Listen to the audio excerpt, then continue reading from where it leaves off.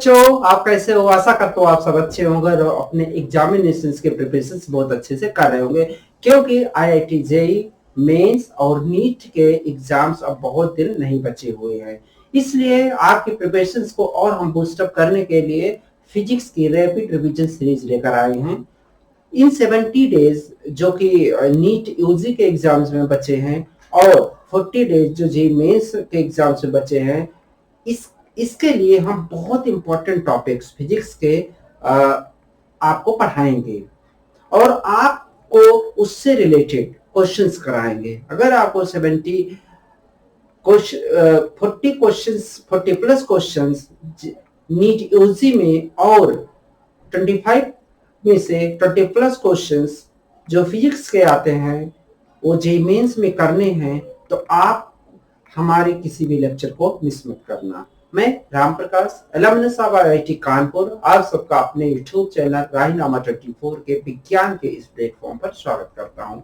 आज हम आपके लिए लेकर आए हैं फिजिक्स का पहला चैप्टर, पहले यूनिट, जो कि यूनिट मेजरमेंट्स, एरर फाइंडिंग वगैरह पे डिपेंड है।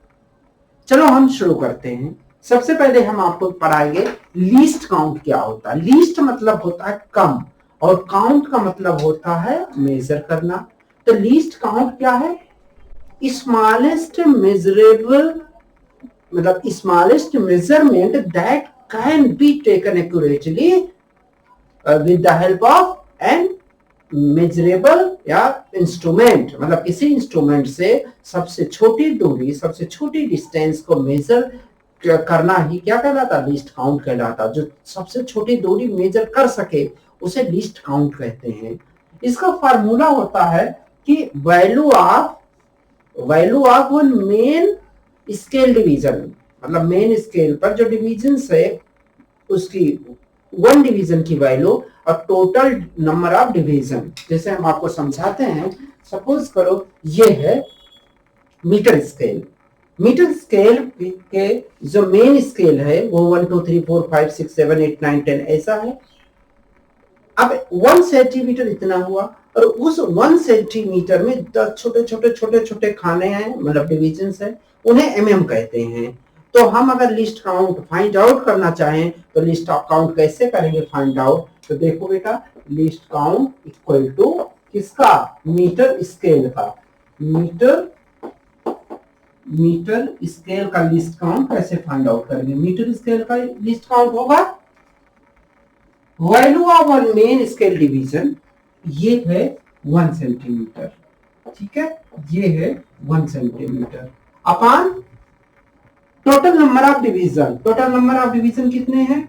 अभी हमने आपको बताया 10 है, तो इसकी वैल्यू हो गई 0.1 क्या सेंटीमीटर। या ऐसे कर सकते हो, 1 सेंटीमीटर में कितने एमएम होते हैं? 10, तो 1 centimetre equal to 10 M.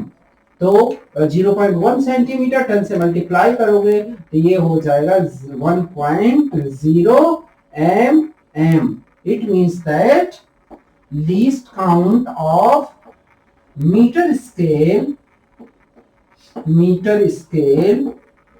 Least count of metre scale equal to how much? 0.1 M. इसको याद रखना है बच्चों।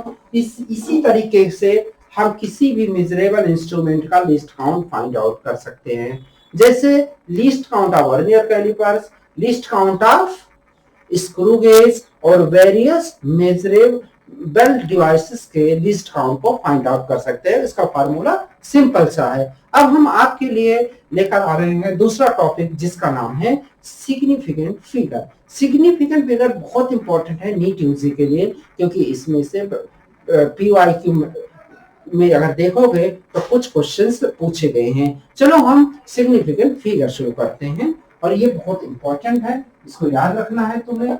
जो हम पढ़ा रहे हैं वो बहुत इंपॉर्टेंट है। मेन पॉइंट्स पे फोकस करेंगे और उससे रिलेटेड क्वेश्चन को सॉल्व कराएंगे। सिग्निफिकेंट फिगर, ये बिल्कुल मत सोचना कि नीट और जेईई के क्वेश्चन एक तरीके का, तो नहीं, थोड़े से जेई का क्वेश्चन थोड़े का लेवल ज्यादा होता है और नीट का थोड़ा कम होता है, इसलिए नीट के प्रैक्टिस क्वेश्चंस की अलग क्लास रखेंगे और जेई मेंस के प्रैक्टिस क्वेश्चंस की अलग क्लास रखेंगे। लेकिन जो दोनों का थ्योरेटिकल पार्ट है, एनसीईआरटी बेस्ड थियरी है, वो दोनों की कॉमन है, इसलिए इससे बिल्कुल नहीं घबराना है। चलो हम पहले सिग्निफिकेंट फिगर पर, सिग्निफिकेंट फिगर के कुछ रूल्स हैं, वन बाय वन आपको पढ़ाएंगे और इससे आपको अच्छे से समझ में आएगा। आप एक बार स्क्रीनशॉट ले लो इसका।